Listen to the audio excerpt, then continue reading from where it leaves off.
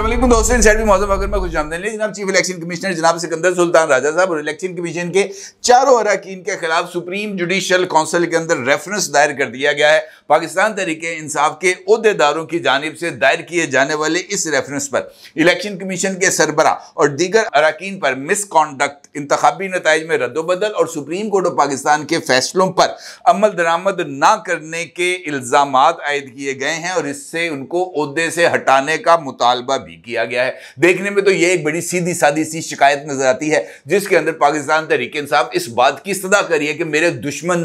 Number 1 को ओहदे से हटाया जाए, लेकिन पाकिस्तान तहरीक इंसाफ के माजी को और उनके ट्रैक रिकॉर्ड को मद्देनजर रखते हुए ये चीज इतनी सादा मुझे नजर नहीं आ रही, क्योंकि पाकिस्तान तहरीक इंसाफ हर एक ऐसे मौके पर कुछ ना कुछ ऐसा कार्ड जरूर खेलती है जिसके नतीजे में वो मनचाहा फायदा हासिल कर सके। अभी आप देखें ना जी, जिस तरीके से मखसूस नशिस्तों का केस चल रहा था उस मौके पर जिस तरीके से एक मजमूम मुहिम का आगाज किया गया चीफ जस्टिस मिस्टर जस्टिस काजी फायज ईसा साहब के खिलाफ, और इस बात का एक ऐसा तूमार बांधा गया कि जब जस्टिस काजी फायज ईसा साहब जो है वो एक्सटेंशन ले लेंगे, 3 साल तक वो मजीद चीफ जस्टिस रहेंगे, जस्टिस मुनीब अख्तर जनाब की चीफ जस्टिस वो खा जाएंगे, जनाब मंसूर अली शाह साहब की चीफ जस्टिस की मुद्दत जो है वो कम हो जाएगी। इस तरह का मुसलसल ऐसी चीजों को प्रोपोगेट किया गया जिसका मकसद बुनियादी तौर पर सुप्रीम कोर्ट ऑफ पाकिस्तान के जज साहिबान के दरमियान इस बात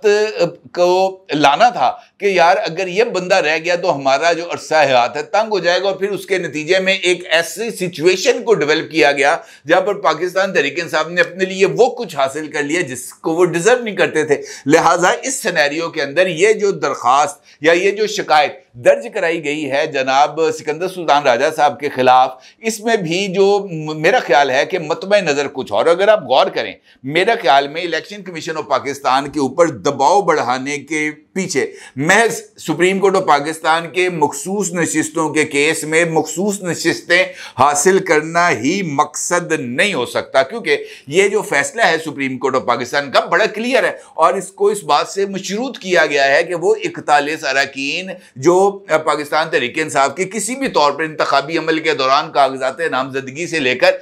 इलेक्शन तक और इलेक्शन के नतीजे तक उनकी तरफ से किसी तरह की ये कोई इशारा नहीं दिया गया कि वो किसी सियासी जमात का हिस्सा नहीं है। उनको इस बात की इजाजत दी गई एक मरतबा फिर कि जनाब वो एक डिक्लेरेशन देंगे, एक हल्फनामा देंगे और उस हल्फनामे के तहत वो इस बात का तयन करेंगे कि जनाब अब वो सुन्नी इत्तेहाद काउंसिल में नहीं बल्कि वो पाकिस्तान तहरीक इंसाफ में है, और इस हल्फनामे को यकीनी तौर पर पाकिस्तान तहरीक इंसाफ की लीडरशिप के पास जाना है और उस हल्फनामे की तौसीक करेगी पाकिस्तान तहरीक इंसाफ की लीडरशिप कि जनाब फलां इब्ने फलां जो है MNA हल्का नंबर फलां, इसने पाकिस्तान तहरीक इंसाफ में शमूलियत की ख्वाहिश का इजहार किया है और उसने पाकिस्तान तहरीक इंसाफ के डिसिप्लिन का, उसके कवायद व ज़वाबित का, उसके आइन का और उसके पार्टी चेयरमैन के ऊपर मुकम्मल तौर पर एतमाद का इजहार किया है। लिहाजा हम इसको अपनी पार्टी में वेलकम करते हैं।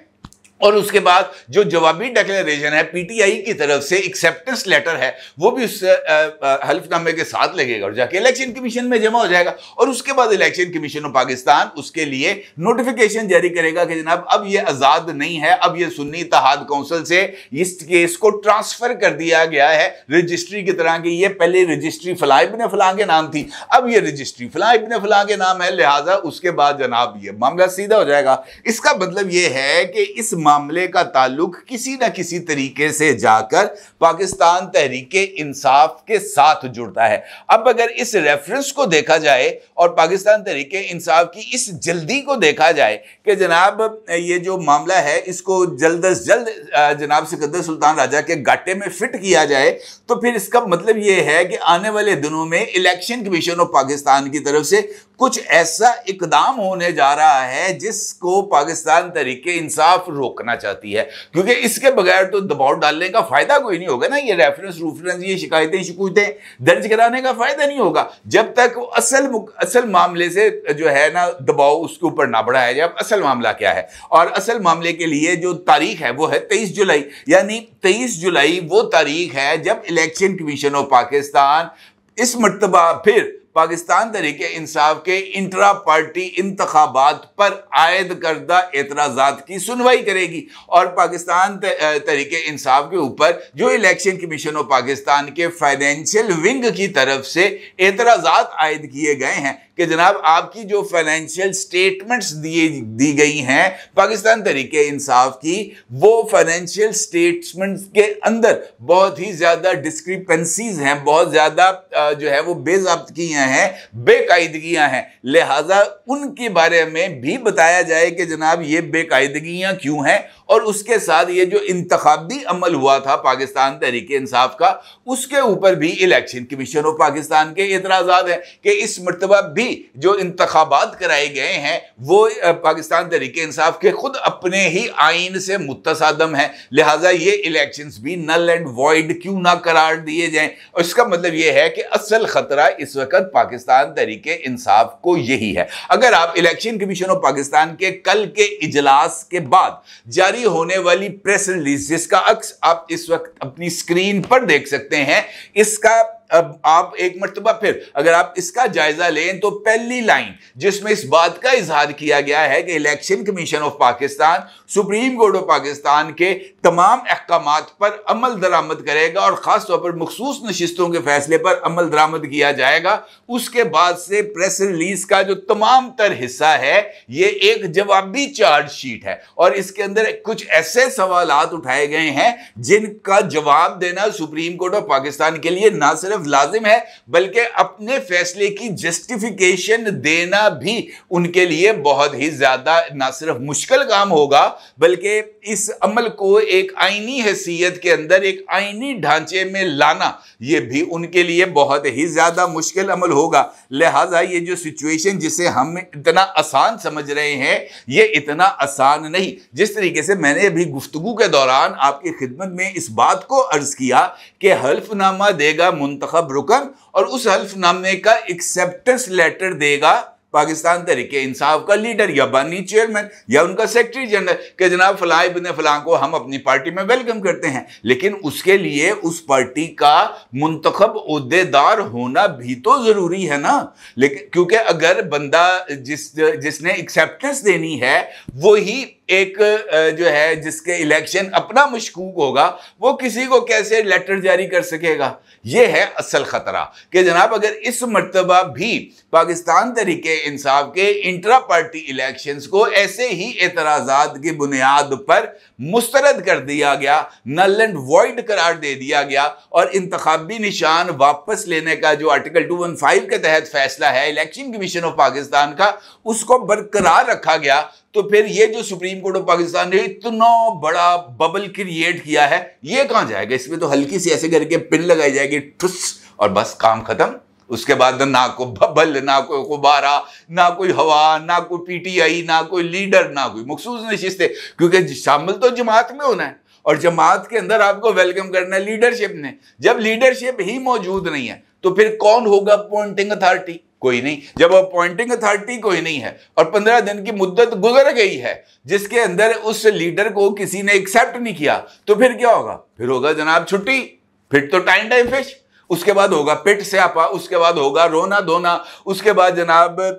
होगी मातम, उसके बाद जनाब पढ़े जाएंगे नोहे, उसके बाद पढ़े जाएंगे मरसिये, उसके बाद पता नहीं कौन कौन सी सर में खाक डाली जाएगी, पता नहीं क्या क्या होगा। लिहाजा जनाब ये सब कुछ जो है अपने आप को इस सिचुएशन से बचाने के लिए है। अब इलेक्शन कमीशन पर एतराज क्या किया जा रहा है? इलेक्शन कमिश्नर पर एतराज ये किया जा रहा है कि जनाब आपने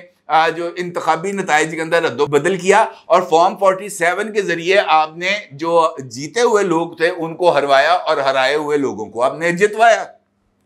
अब जब आप सुप्रीम जुडिशियल काउंसिल में जाएंगे तो आपको अपने इस इल्जाम के तहत कोई ना कोई सबूत वहां पर देना पड़ेगा। आपको ये बात बताना पड़ेगा कि हमारी तरफ से इतने हलके हैं, इन हलकों के इंतखाबी नताइज पर हमें एतराज है और इन हलकों के बारे में जो हमने इंतखाबी उजरदारियां हैं वो हमने इलेक्शन कमीशन ऑफ पाकिस्तान में दायर की हैं। क्योंकि जिस नंबर का पाकिस्तान तहरीक इंसाफ इजहार कर रही है कि ये नंबर उनको हासिल है, ये 180 नशिस्तों का दावा किया जा रहा है कि 180 नशिस्तें हमने इन इंतखाबात में कौमी असम्बली की जीती हैं, तो फिर उतनी ही जो फाजिल नशिस्तें हैं जिनके ऊपर दावा है, तो उतनी तो कम अज कम इंतखाबी उज़रदारियां होनी चाहिए। जबकि हकीकी सूरत हाल ये है कि इस वक्त इलेक्शन कमीशन ऑफ पाकिस्तान में मुल्क भर के सिर्फ 48 हल्के ऐसे हैं जिनके ऊपर इतराजात दायर किए गए हैं कौमी असम्बली के 48, और उस 48 में से 40% के जो एतराजात हैं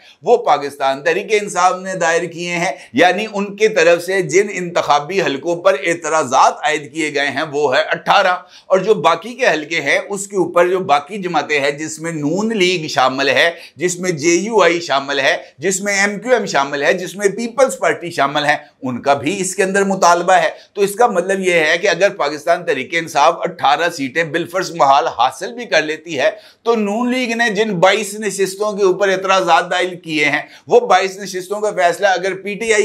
के खिलाफ आ गया और नून लीग के हक में इंतखाबी उज़रदारियों का फैसला आ गया, तो फिर तो टाइम फिश होगी ना जनाब, फिर तो कहानी खत्म।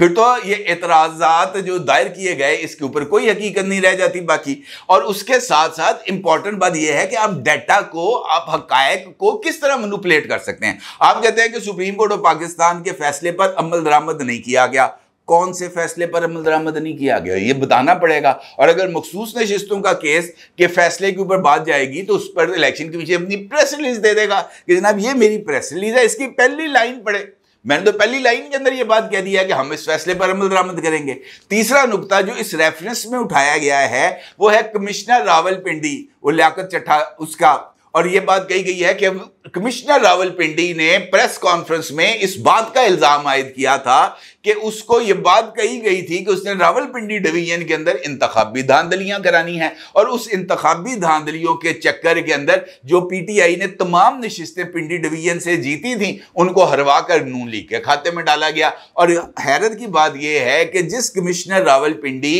के ऊपर पाकिस्तान तहरीक इंसाफ के लोगों ने, यानी हलीम आदल शेख और दीगर लोगों ने ये जो रेफरेंस फाइल किया है, वो कमिश्नर साहब तो खुद अपनी ही बात से पीछे हट गए। उनका तो ये ऑन रिकॉर्ड बयान है कि जनाब मैंने ये गलत फहमी की बुनियाद पर बयान दिया है। और अगर जो साबिक कमिश्नर रावलपिंडी हैं उनको अगर बुला भी लिया जाता है सुप्रीम जुडिशल काउंसिल में और आके उनसे कहा जाता है कि जनाब ऑन ओथ ये गवाही दें, तो क्या वो लियाकत चट्टा साहब जो हैं साबिक कमिश्नर रावलपिंडी, वो क्या पाकिस्तान तहरीक इंसाफ के हक में गवाही देंगे? बड़ा ही $1 मिलियन क्वेश्चन है। इसका मतलब ये है कि ये रेफरेंस इनफैक्ट एक आई वॉश है। आई वॉश इस वजह से कि इसकी बुनियाद पर जिस तरीके से कल खैबर पख्तूनख्वा में जो उनका मेंबर है खैबर पख्तूनख्वा का, उसके खिलाफ करारदाद मंजूर की गई है चीफ इलेक्शन कमिश्नर को ओहदे से हटाने के लिए, और इलेक्शन कमीशन ऑफ पाकिस्तान की नई तश्कील-9 के लिए जो करारदाद मंजूर की गई है, ये तमाम चीजें बुनियादी तौर पर इस मकसद की तरफ इशारा करती हैं